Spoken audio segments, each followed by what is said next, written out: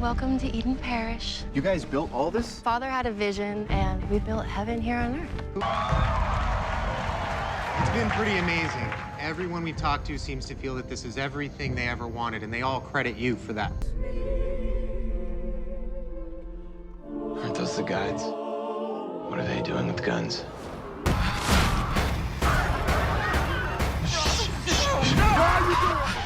Take it. Take it. Take it. Fix me, Jesus, fix me. Ty, you said that you wanted to make a movie that was both scary and socially relevant. For both of you guys, in what ways are those one and the same in the film and then also in life and culture? Well, I wanted to make a horror movie that didn't have supernatural elements, which I've learned traveling around with this movie calls into question for some people if it's a horror movie or not. It's certainly the most horrific movie I've ever made. And that was the goal with it. It was that I wanted to use a real event as a framework for the story, and I wanted to use a real brand as a way to tell it. And I wanted the horror in this film to be confrontational and provocative and hopefully relevant. And I think that there's what happens in the movie and there's what the movie's about. And what the movie's about was always more important to me and scarier to me.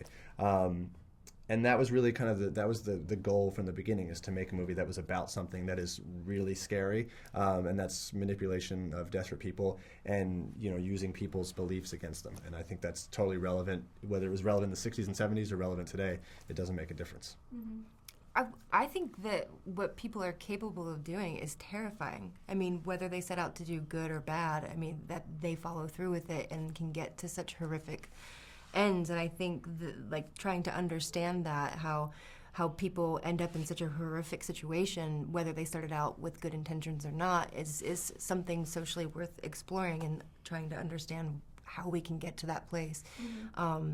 To understand the human condition, because it's terrifying. Mm-hmm. And with a lot of genre movies, if you go see a movie that's a vampire movie or a zombie movie, it's an hour and a half of being scared, and then you go back out into the real world and you kind of forget about it. It's just it's an escapism experience. Mm-hmm. With a movie like this, ideally it transcends that, and when you're scared when you're watching the movie, but then when you leave, certainly because it has connections to real things, whether it's a real brand or whether it's a real story, these themes and these horrifying elements in the movie stay with you. Mm-hmm. Well, I think when you see a film like this, you go, people making radical choices, and as an audience, you try to personalize that. So for you as an actor and then working with your actors, how did you personalize the choices that your character makes? How did you understand her motivations? I guess the sort of intellectual part of it had already been done, because I was obsessed with cults and sort of fascinated with how people can get to a point where they give over so much power and so much trust to another human being. And I think if you follow them, you understand that it didn't happen overnight.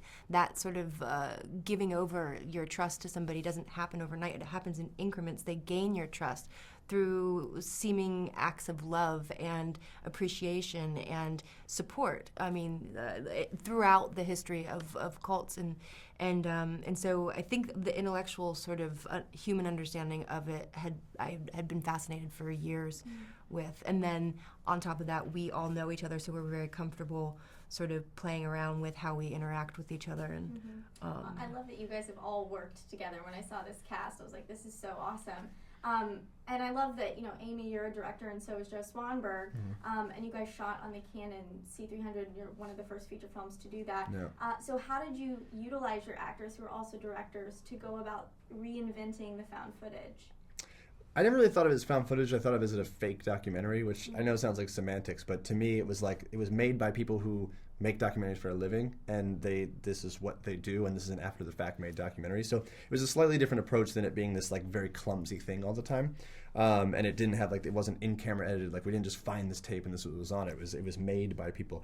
But with someone like Joe, it was great because I probably shot 80% of the movie, but the other 20% he shot. And it was great to be able to have a director that can hold the camera who does that for a living, so I didn't have to worry about him being confused by that. And also we're friends and we have similar sensibilities, so it was very easy to direct him.